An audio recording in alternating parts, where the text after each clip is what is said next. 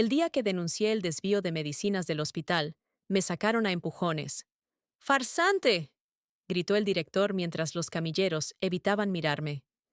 Yo era el administrativo con sueldo mínimo, el que hablaba bajito y firmaba al final de todas las planillas. No sabían que, en mi cajón, dormía el original con la firma que podía incendiar el ministerio, la suya. Suscríbete. Esta historia te mostrará cómo la verdad, cuando se firma con dignidad, no se borra ni con poder. La ciudad amanecía enferma. No por el clima, sino por el silencio. En los pasillos del Hospital Central de Santa Aurelia, el aire olía a cloro y mentira. Yo llegaba temprano, como siempre, con mi carpeta apretada contra el pecho y una taza de café frío. Nadie me saludaba, pero todos sabían que sin mis firmas, el hospital no cobraba subsidios. Era el tipo que pasaba desapercibido, el que llevaba 20 años archivando papeles que hablaban más que los doctores. Ese martes, el piso de administración estaba vacío. El reloj marcaba las 6:47 y el correo electrónico de la dirección sonó 3 veces. Abrí el mensaje por costumbre. Asunto: movimiento urgente de inventario. Área farmacia. Adjunto: una lista de medicamentos costosos con destino a Depósito Sanitaria del Norte, un lugar que ni siquiera existía en el sistema. Revisé las órdenes de compra. Los números no coincidían. En la columna de firmas, había una rúbrica falsificada. La mía. Sentí un frío seco recorriéndome la espalda. No era la primera irregularidad que veía, pero esa vez era diferente. Estaban usando mi nombre. Al mediodía, entré en la oficina del director Espinosa, un hombre de traje gris y sonrisa de político. Doctor, necesito hablar con usted. Dejé los papeles sobre su escritorio. Él ni levantó la vista. Más tarde, Mendoza. Estoy ocupado. Es sobre los medicamentos oncológicos. Hay un envío a un depósito que no figura en el registro. Ahí sí me miró. Eso es asunto de la fundación externa, no de usted. Pero usan mi firma, dije, mostrando el documento. Espinosa lo observó rápido, y su gesto cambió apenas un segundo. Luego sonrió otra vez. Debe ser un error de impresión, no exagere. No es un error. Esa rúbrica fue copiada. Su tono se endureció. Mire, Mendoza, usted es buen empleado, puntual y discreto. Pero si empieza a ver fantasmas, va a complicarse la vida. Solo quiero que revisen la orden. Y yo solo quiero trabajar tranquilo. Empujó el papel hacia mí. Olvídelo. Salí de la oficina con el corazón golpeando el pecho. En el pasillo, Clara, la enfermera jefe, me detuvo. ¿Otra vez lo mandó callar? Sí. Ten cuidado, Esteban. No eres el primero que nota cosas raras. ¿Y los otros? Ella bajó la mirada. Ya no están. Esa noche no dormí. Saqué todas las copias de facturas guardadas en mi escritorio, los correos impresos, las notas internas. Encontré más de 20 transacciones similares, todas con mi firma. Sumaban más de $300,000 en medicamentos desaparecidos. Sabía que si denunciaba, me echaban. Pero si callaba, me convertía en cómplice. Al amanecer, tomé una decisión.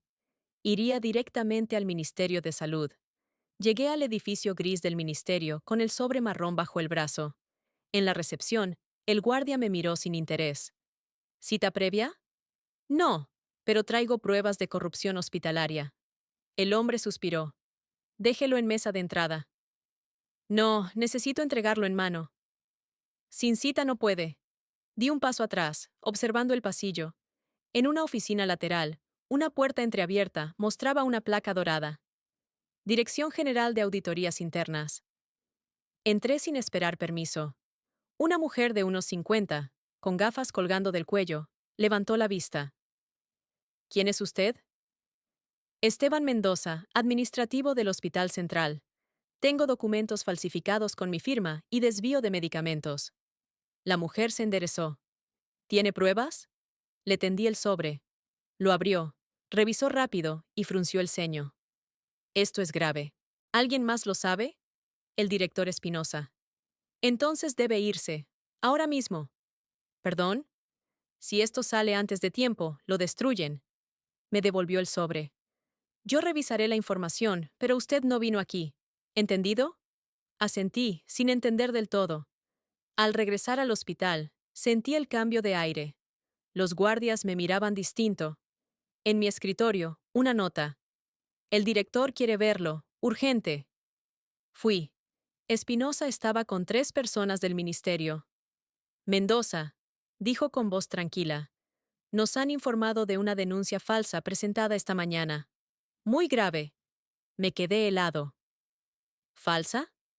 Uno de los hombres, traje oscuro, se acercó.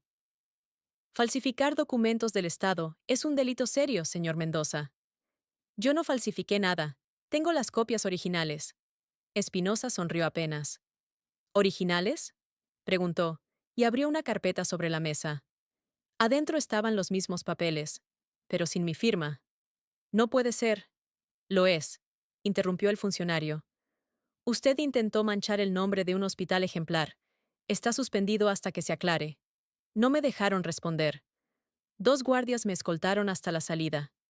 Mientras caminaba entre las miradas de mis compañeros, alguien susurró. Mentiroso. No sé si fue uno o fueron todos. Esa noche, en casa, me temblaban las manos. Afuera llovía. Saqué de mi mochila un último sobre que no les había mostrado. La copia original del contrato con la rúbrica digital del director Espinosa. La firma que podía hundirlo. Miré la hoja y supe que tenía solo 2 opciones: esconderme o quemar su mentira en público. Y elegí la segunda. Suscríbete para conocer cómo Esteban, el empleado invisible, enfrenta al poder que lo llamó mentiroso y hace que la verdad firme su propio destino. La lluvia no paró en toda la noche. Golpeaba las ventanas como si quisiera entrar a ser testigo.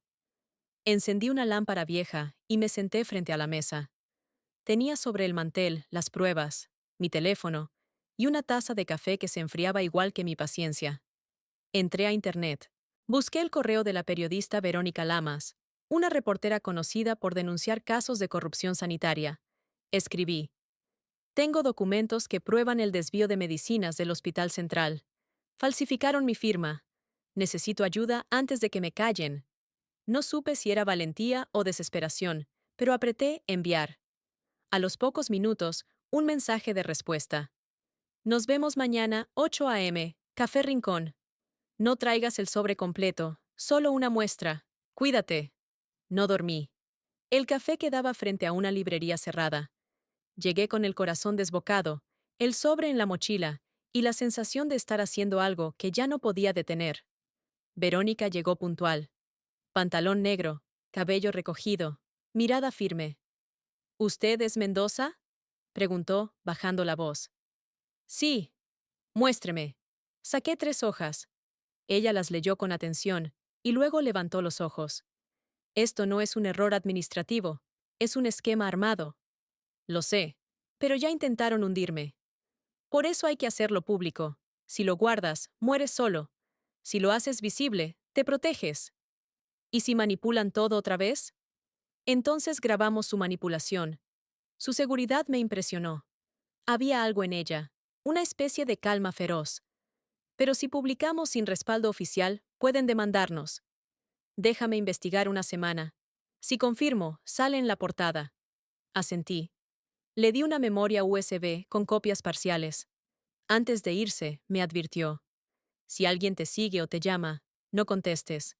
Esa misma tarde, noté el auto negro estacionado frente a mi edificio. Los vidrios polarizados, el motor encendido. Subí por las escaleras, sin mirar atrás. Dentro de mi departamento, el teléfono fijo sonó. ¿Sí? Una voz masculina, serena, sin identidad. Señor Mendoza, lamento lo ocurrido. Estamos dispuestos a ofrecerle una compensación si deja el asunto. ¿Quién habla? Piense en su familia antes de responder. Corté. El silencio posterior fue más ruidoso que la amenaza. Llamé a Verónica. Me hablaron. Saben todo. Es normal. Ya revisé parte del material. Los correos están cifrados, pero puedo rastrear el dominio. Pertenece al ministerio. ¿El ministerio? Sí. No es solo Espinosa. Hay alguien arriba. Al día siguiente, cuando fui a recoger mis cosas del hospital, El guardia no me dejó entrar. Orden directa del director.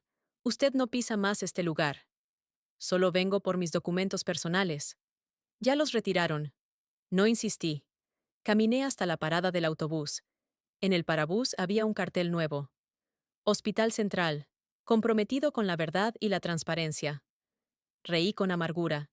Nadie miraba a los carteles. Todos corrían bajo la lluvia. Esa noche, Verónica me llamó. Confirmado. El depósito Sanitaria del Norte no existe, pero hay una empresa pantalla que recibe los pagos. ¿A nombre de quién? De una fundación privada. Manos del Alba. Presidente. Héctor Espinosa. Sentí que el aire se me fue del pecho.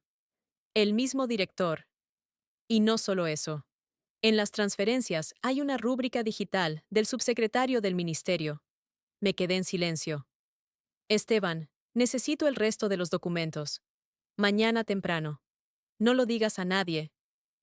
De acuerdo. A la mañana siguiente, el café estaba cerrado. Llamé. Sin respuesta. Revisé las noticias en el móvil. En la tercera página de un portal local. Periodista Verónica Lamas, hospitalizada tras accidente automovilístico. Se me cayó el teléfono. Corrí hasta el hospital más cercano. La encontré en terapia intensiva, inconsciente, custodiada por 2 policías. Una enfermera me reconoció. No puede estar aquí. Es mi amiga. Entonces recé. Dicen que fue un choque, pero el auto no tenía frenos. Me temblaron las piernas. En la sala de espera, un hombre de traje se sentó a mi lado sin presentarse. ¿Ve lo que pasa cuando la gente no sabe guardar silencio, señor Mendoza? ¿La atacaron ustedes? Ella se cruzó sola. Usted todavía puede elegir. ¿Elegir qué? No meterse en algo que no entiende. Lo entiendo perfectamente. Él sonrió con calma. Ah, entonces ya sabe lo que sigue. Se levantó y se fue, dejándome con un miedo tan grande que casi dolía físicamente. Esa noche empaqué todo en una mochila. Los originales, mi laptop, una copia del pendrive. Sabía que no podía quedarme. Si Verónica sobrevivía, continuaríamos. Si no, alguien debía hacerlo. Salí de casa a medianoche. El mismo auto negro me siguió por 3 cuadras. En el puente, me detuve. Saqué el celular y lo arrojé al río. El agua se lo tragó sin ruido. Me puse la capucha y caminé hacia la terminal. No tenía plan. Solo un propósito. Que el país supiera quién firmaba las mentiras. Y, si debía caer, que fuera con mi firma también. Suscríbete. La próxima parte mostrará cómo Esteban, perseguido por el poder, convierte la corrupción en una batalla pública imposible de silenciar.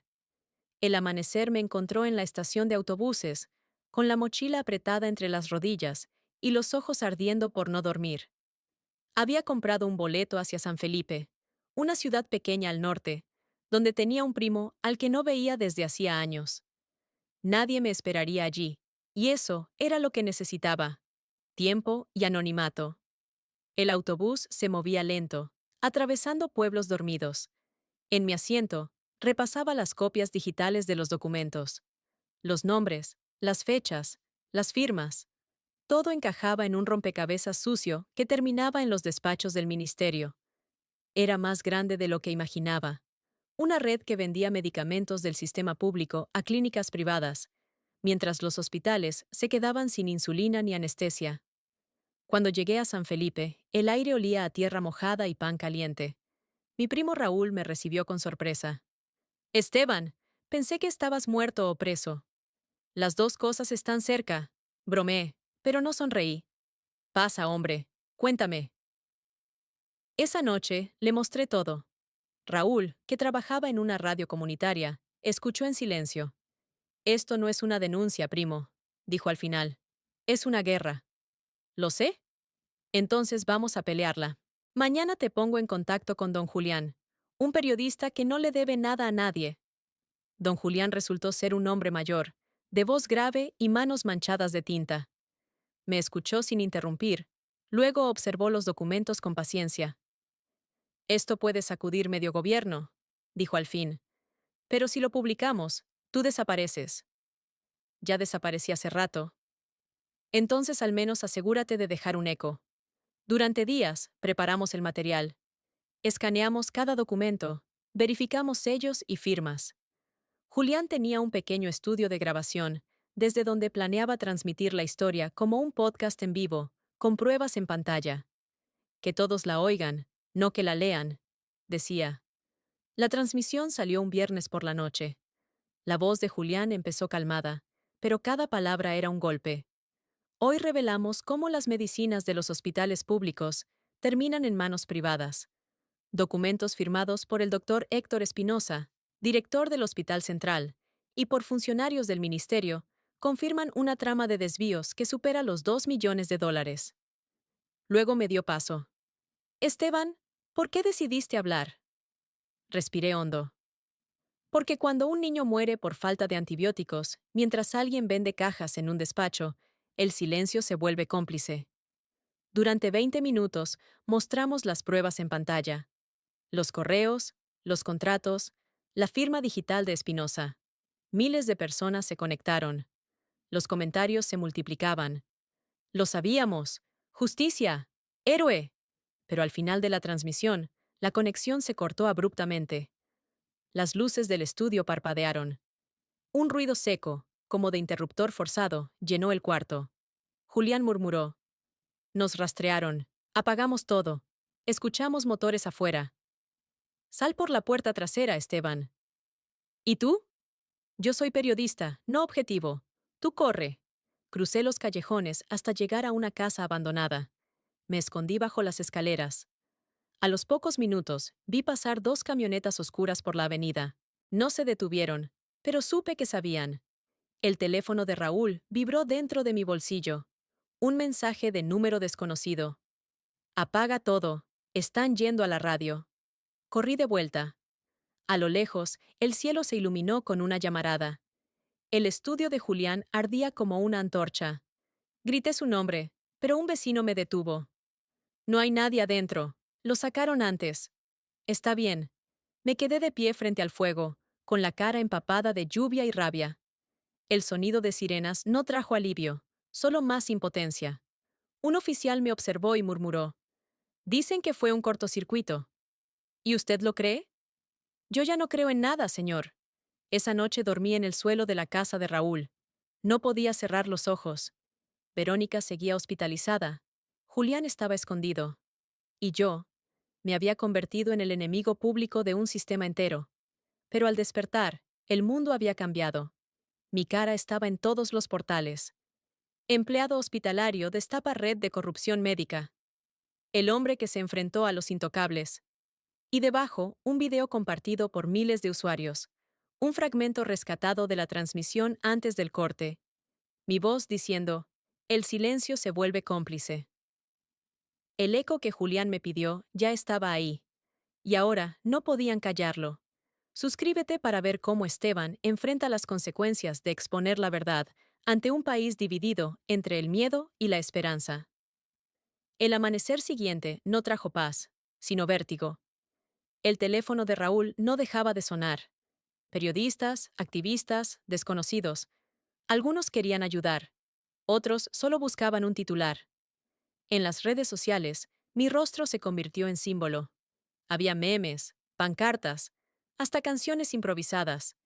Pero detrás de esa ola de apoyo, olía a peligro. Estás en todos lados, primo, dijo Raúl, asomándose al balcón con un cigarro. Te volviste un héroe. O un blanco. ¿Y qué vas a hacer? Seguir. Si me callo ahora, ellos ganan. Encendí la radio. En una emisora nacional, un presentador decía con tono sarcástico: el señor Mendoza, un simple administrativo, afirma que puede probar corrupción en niveles ministeriales. ¿De verdad vamos a creer que un empleado sabe más que todo un sistema? Raúl golpeó la mesa. Te están preparando el terreno. Van a intentar destrozarte en público. Asentí. Ya lo sabía. 2 días después, apareció Espinosa en televisión. Traje azul, voz calmada, rostro compasivo. Lamento que un ex colaborador, con evidentes problemas emocionales, haya confundido procedimientos legales con delitos. El señor Mendoza fue despedido por mal manejo de inventario y ahora busca venganza. Mostró una carpeta ante las cámaras. Aquí están los reportes que prueban su incompetencia.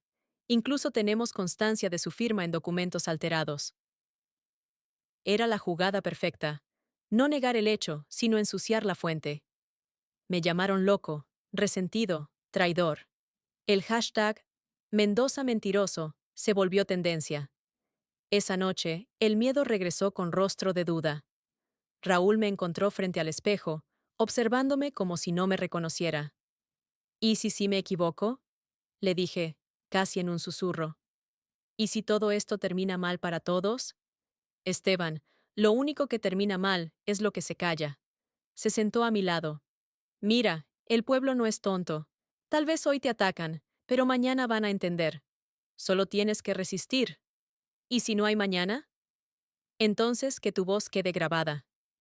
A la mañana siguiente, recibí un correo de una dirección anónima. El asunto. No estás solo. Dentro, un enlace y una frase. Mira el video antes de que lo borren. Abrí el enlace con cautela. Era una grabación de seguridad, captada en el estacionamiento del ministerio. Se veía a dos hombres bajando cajas marcadas con el logo de Manos del Alba. Entre ellos, un tercero daba órdenes. Cuando la cámara giró, su rostro apareció con claridad. Espinosa. Sentí un escalofrío. Era la prueba definitiva. Descargué el video y lo envié a 100 contactos al mismo tiempo, entre ellos Julián, que había reaparecido en línea bajo un nuevo perfil.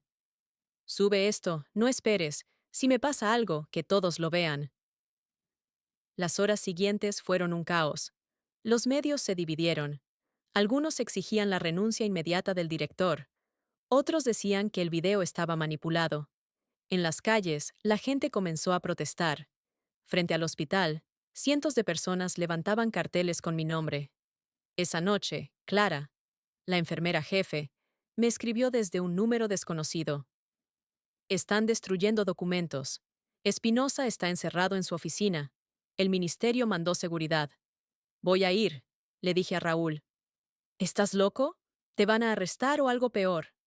Ya me quitaron todo. Lo único que puedo perder ahora es el miedo. Llegué al hospital de noche. El portón estaba cerrado, pero Clara me esperaba en la puerta trasera.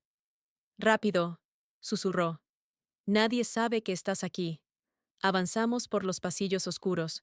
Los carteles motivacionales colgaban torcidos, como si también estuvieran cansados de mentir. Al llegar a la oficina del director, oí voces. Espinosa discutía con alguien por teléfono. No puedo frenar esto. Está en todos lados. Sí, borré los registros, pero el video ya salió. Pausa. Entiendo. Haré lo que tenga que hacer. La voz se cortó. Un silencio. Luego un sonido metálico. Clara y yo nos miramos. Abrí la puerta de golpe.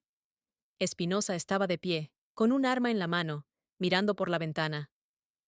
No des un paso, dijo sin volverse. No vine a detenerte, vine a que hables. ¿Para qué?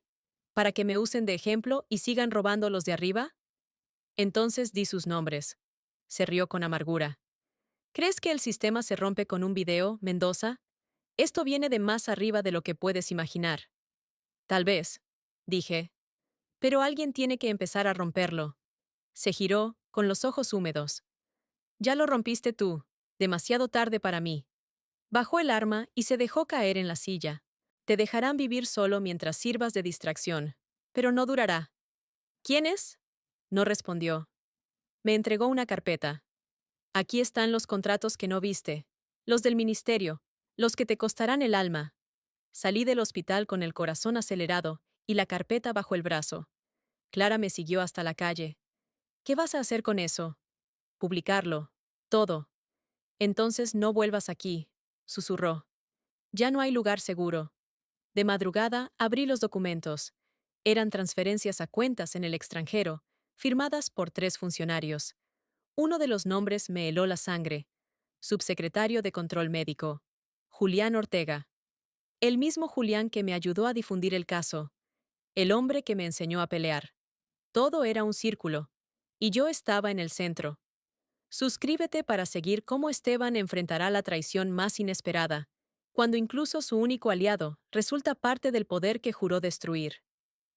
La noche se me volvió interminable.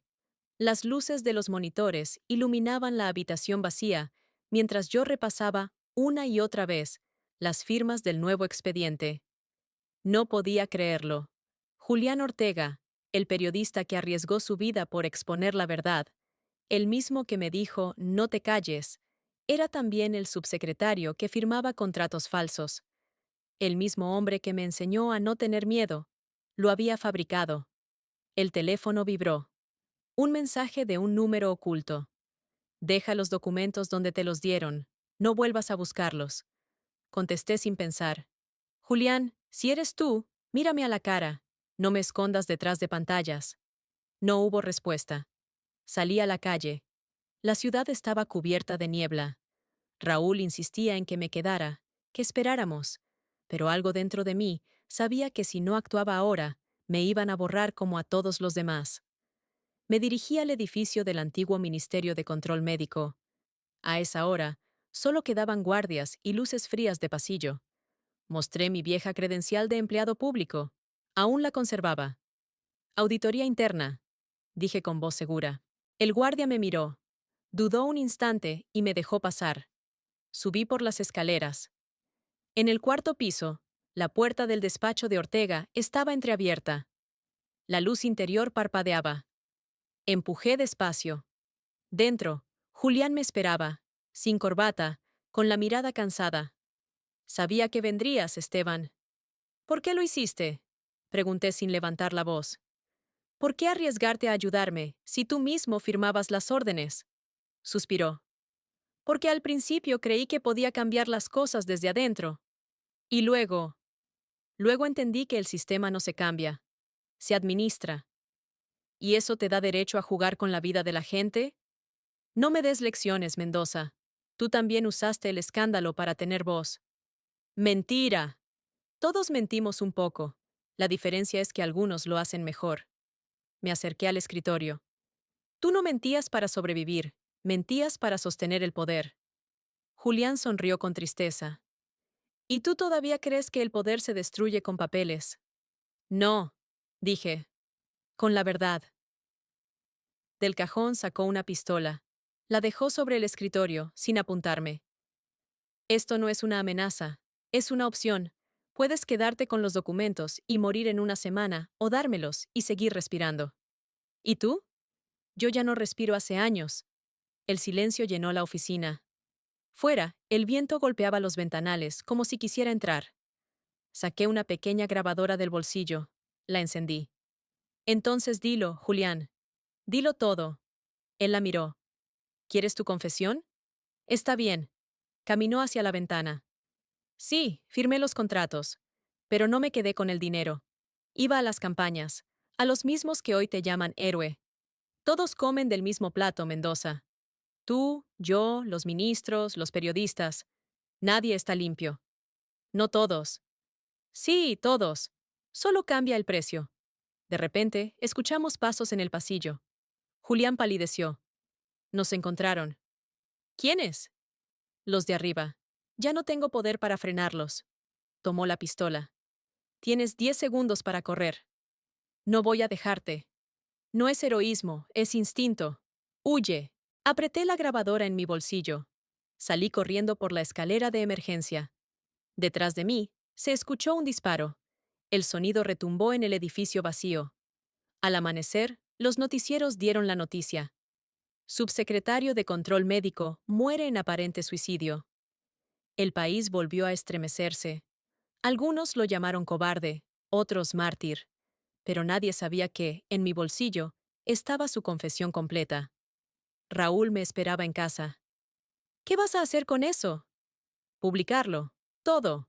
Sin cortar nada. ¿Incluso lo que te deja mal a ti? Sobre todo eso. Pasé el día editando la grabación, quitando nombres de inocentes, dejando solo la verdad. Cuando terminé, la subí a todas las redes, a foros, a canales internacionales. El título era simple: La voz del poder que se quebró. Las horas siguientes fueron un terremoto. Renuncias en el ministerio, arrestos, Un discurso presidencial prometiendo transparencia y cambio. Pero yo no me creía nada. Salí a caminar. La gente me reconocía, me saludaba. Algunos me abrazaban. Un niño se acercó con una libreta y un bolígrafo. ¿Me das tu firma, señor Mendoza? La miré. Era una broma del destino. Sonreí. Firmé su hoja y le dije, guárdala. Las firmas cuentan historias. Él me sonrió. Mi papá dice que gracias a usted, ahora hay medicinas en el hospital. No supe qué decir. Me quedé callado. Esa noche, sentado frente a la ventana, escribí la última frase en mi cuaderno.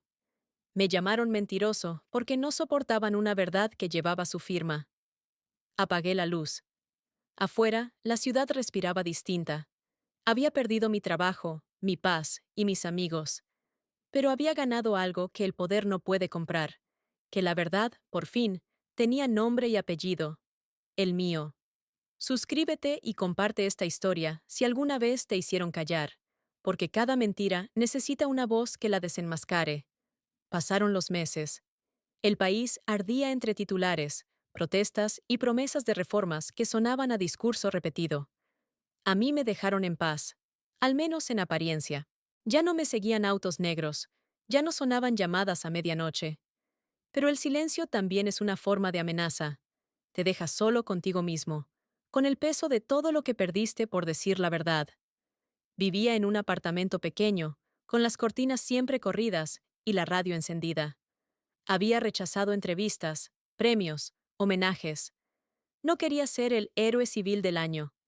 Quería dormir una noche entera sin ver la cara de los que cayeron en mi lugar. Una tarde, alguien tocó la puerta. Era Clara, la enfermera del hospital. Tenía ojeras y una carpeta entre las manos. Te busqué en todos lados, dijo. Pensé que te habías ido del país. Estuve cerca, respondí. ¿Qué pasa? Cerró la puerta tras ella. Volví al hospital. Espinosa está muerto, Ortega también, pero el sistema sigue igual. ¿Igual? Pregunté incrédulo. ¿Después de todo esto? Solo cambiaron los nombres en los despachos. Las fundaciones tienen otros sellos, pero el dinero sigue desapareciendo. Sentí que algo dentro de mí se rompía. Entonces nada sirvió. Clara me miró con una mezcla de ternura y furia. Sirvió para abrir una grieta. Y una grieta, Esteban, siempre deja pasar luz. Pero hay que seguir empujando. ¿Y qué esperas que haga? Ya no tengo empleo, ni respaldo, ni fuerzas. Me puso la carpeta sobre la mesa. Tienes pruebas nuevas. Esta vez de la ministra. Las conseguí antes de que las borraran. ¿Por qué me las das a mí? Porque tú ya no tienes miedo. Esa noche abrí la carpeta. Eran contratos con empresas de fachada, otra vez, la misma historia con otros actores. Pero esta vez había algo diferente. Las firmas estaban en blanco. Los documentos no habían sido completados. Era la fase previa del robo. Un futuro delito que aún podía evitarse. Me quedé mirando las hojas en silencio. Podía publicarlo y armar otro escándalo. O podía entregarlo a alguien que lo usara bien. Busqué el número de Verónica Lamas, la periodista que había sobrevivido al accidente. Me contestó con voz débil, pero firme. Pensé que te habías cansado de pelear, dijo. Me cansé de perder, le respondí. Pero no de intentarlo. Entonces ven mañana al canal. El día siguiente, el estudio de televisión estaba repleto. Verónica me presentó sin maquillaje ni luces de héroe. Hoy no traemos un caso cerrado, dijo a la cámara. Traemos uno que aún puede detenerse. Colocó los documentos sobre la mesa. Las nuevas pruebas muestran que los contratos de salud solidaria repiten el mismo patrón de desvío. La diferencia es que esta vez hay alguien dispuesto a frenarlo antes de que empiece. Yo hablé poco. Solo dije, no vine a denunciar, vine a prevenir. Si seguimos repitiendo los mismos errores, el país no necesita más mártires. Necesita memoria. El programa duró 30 minutos. Salí del estudio sin mirar atrás. En la calle, la gente me saludaba, pero ya no con gritos ni aplausos, sino con respeto silencioso. Era como si entendieran que la verdad no necesita ruido para hacerse escuchar. Días después, recibí una carta sin remitente. Dentro, una sola hoja. Gracias por no cansarte. No todos firmamos para robar. Algunos firmamos para resistir. No supe quién la envió. Quizás un funcionario honesto, quizás alguien anónimo que todavía creía en lo justo. Pero esa frase me dio paz. Por primera vez, pensé que el país tenía cura. Esa noche, abrí mi viejo cuaderno y escribí la última página. La verdad no se impone con gritos ni con armas. Se contagia, como un virus que no mata, pero despierta. Me llamaron mentiroso, pero cada firma falsa que desenmascaré me recordó quién soy. No el héroe que querían, sino el ciudadano que hacía falta. Cerré el cuaderno y lo guardé en el cajón. Afueras, el viento sonaba limpio, sin sirenas, y por primera vez en mucho tiempo, dormí. Suscríbete y recuerda, cuando el poder escribe mentiras, alguien tiene que sostener la pluma de la verdad. El sueño duró poco. Una semana después, una llamada a medianoche volvió a despertarme de golpe. Era Verónica. Su voz sonaba tensa, entrecortada. Esteban, escucha con atención. Nos hackearon. Filtraron nuestras fuentes, los correos, todo el material sobre el nuevo caso. Alguien dentro del canal lo vendió. Me senté en la cama, con la respiración entrecortada. ¿Y los documentos? Los tienen, pero no saben que hiciste copias. Miré hacia el cajón donde guardaba mi viejo cuaderno y la carpeta original. Entonces vendrán por mí. Exacto. Vete. Ahora. A las 3 de la madrugada ya estaba en la terminal. No llevaba casi nada, solo una mochila con los papeles y una foto vieja de mis padres. Mientras esperaba el autobús, observé la ciudad desde la distancia. Luces encendidas en edificios vacíos, carteles con rostros de políticos hablando de renovación. Todo sonaba a eco, a discurso hueco. Cuando subí al autobús, el conductor me reconoció. Usted es el del hospital, ¿no? El que desenmascaró a los corruptos. Asentí, sin ganas de hablar. El hombre encendió el motor y antes de arrancar murmuró. Gracias. Mi esposa volvió a conseguir medicinas por su culpa. Su gracias pesó más que todos los premios o titulares. El viaje fue largo. Llegué a un pueblo olvidado entre montañas. Allí vivía un viejo amigo de Raúl, don Anselmo, maestro jubilado. Me ofreció un cuarto y silencio. Durante semanas, no supe nada del mundo exterior. Cuidaba el jardín, escribía en mi libreta, y por primera vez sentí que la vida podía existir lejos de la guerra. Hasta que un día, la televisión local mostró algo que me heló la sangre. Verónica Lamas desaparecida. El noticiero hablaba de viaje repentino al extranjero, pero su tono era de mentira ensayada. Apagué el televisor. Don Anselmo me observó desde la ventana. ¿Otra vez se lo llevaron? Preguntó. Sí, dije. Otra vez. ¿Y qué vas a hacer? Lo que siempre. Decir su nombre para que no la entierren en silencio. Esa noche, subí los documentos restantes a una nube encriptada. Creé un sitio web simple, con un título. Los que firmaron. Allí subí cada prueba, cada correo, cada factura. Pero esta vez no añadí mi nombre. El autor figuraba como Ciudadanía Anónima. En menos de 24 horas, la página se hizo viral. Miles de personas compartían el enlace. El gobierno anunció una auditoría independiente. Y aunque sabía que sería otra fachada, algo cambió. Por primera vez, la gente pedía explicaciones con sus nombres reales, sin miedo. Una mañana, don Anselmo me dejó una carta sobre la mesa. Vino un chico buscándolo. Dijo que lo admiraba. Abrí el sobre. Era una hoja escrita a mano. Gracias por enseñarnos que la verdad no necesita héroes, solo gente cansada de callar. Somos estudiantes de medicina. Vamos a crear una red de voluntarios para auditar hospitales públicos. Lo llamaremos Proyecto Mendoza. Me quedé inmóvil, leyendo una y otra vez.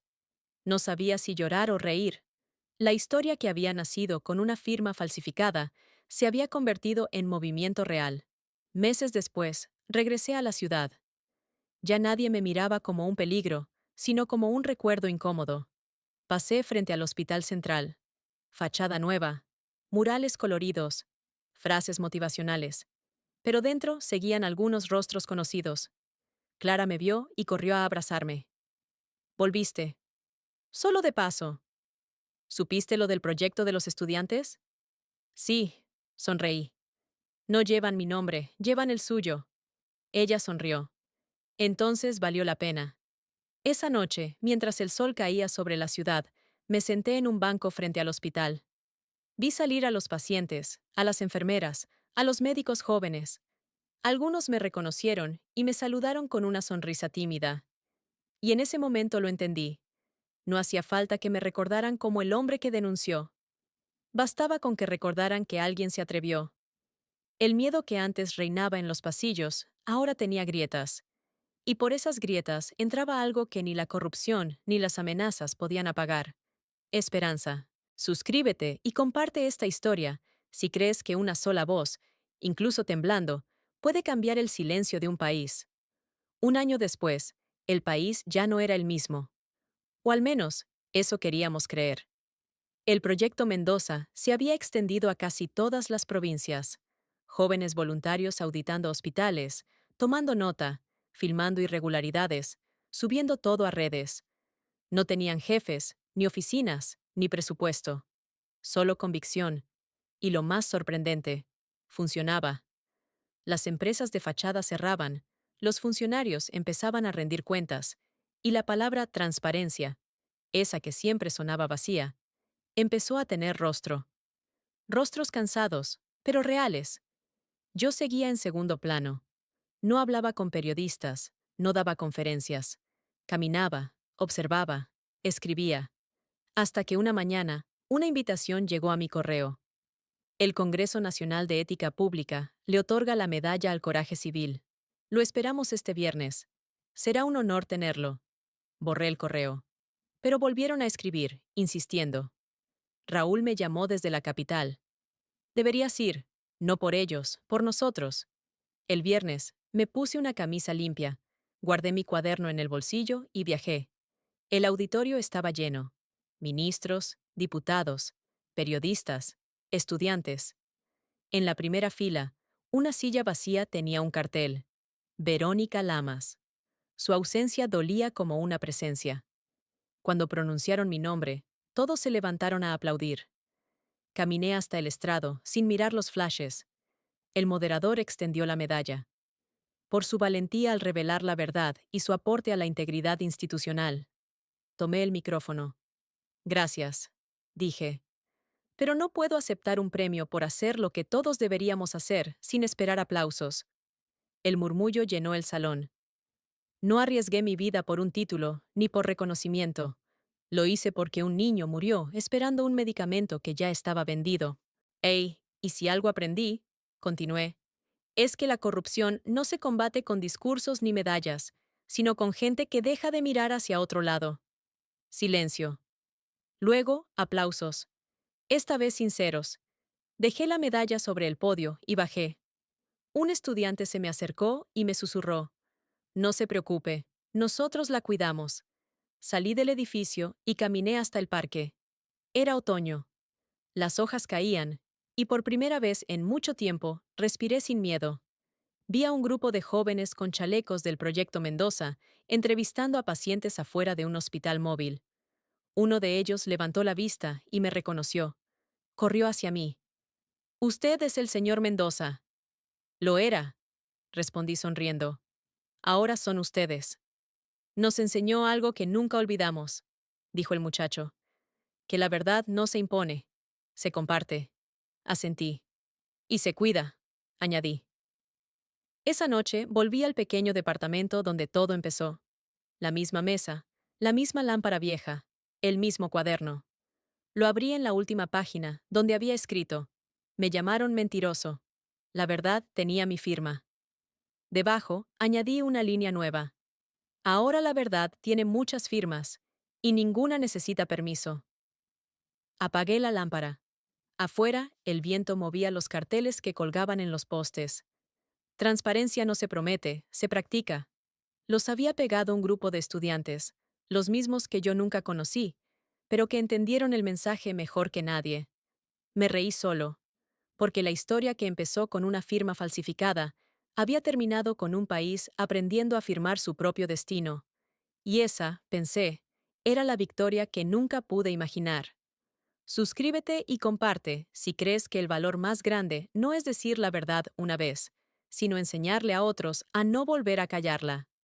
2 años después, el nombre Proyecto Mendoza ya no era un movimiento, era una red viva, una corriente de personas que aprendieron a mirar donde antes todos miraban hacia otro lado. Los hospitales tenían paredes recién pintadas, los directores daban cuentas en público, y hasta los políticos pronunciaban la palabra ética sin atragantarse. No porque hubieran cambiado, sino porque sabían que alguien, en algún lugar, los estaba observando. Yo, mientras tanto, había desaparecido de los titulares.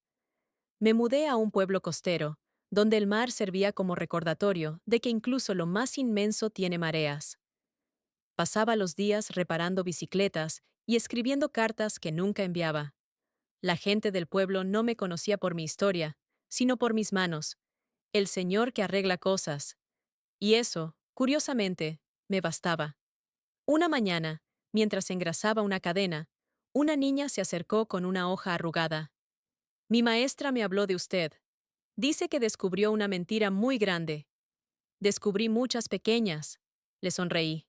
Las grandes se caen solas cuando nadie las sostiene. ¿Y por eso vino a vivir aquí? Vine a descansar de los gritos. Pero el silencio también grita, dijo la niña, muy seria. Esa frase se me quedó clavada. A veces la verdad llega disfrazada de inocencia. Días después, me buscó un hombre del ministerio. Señor Mendoza, dijo, el gobierno quiere ofrecerle un cargo en la nueva Comisión de Transparencia. ¿Un cargo? Pregunté. ¿Para hacer qué? Supervisar lo que usted mismo inspiró. ¿Y cuando diga algo que no quieran oír? Tendremos que escucharlo. Entonces no me necesitan, respondí. Cuando la verdad depende de un solo hombre, ya está en peligro. El funcionario se fue confundido, pero yo sabía lo que hacía. La honestidad no se administra, se contagia. Esa noche, el mar rugía. Me senté en el muelle con mi cuaderno. Las páginas estaban manchadas de grasa, pero aún quedaba espacio. Escribí. El país aprendió a firmar su nombre. Yo solo pasé la pluma. Me llamaron mentiroso, y eso me salvó. Porque mentir es callar, y yo ya no sé callar. Guardé el cuaderno bajo una piedra, donde el viento no pudiera arrancarlo. No como legado, sino como semilla. Semanas después, recibí una carta sin remitente.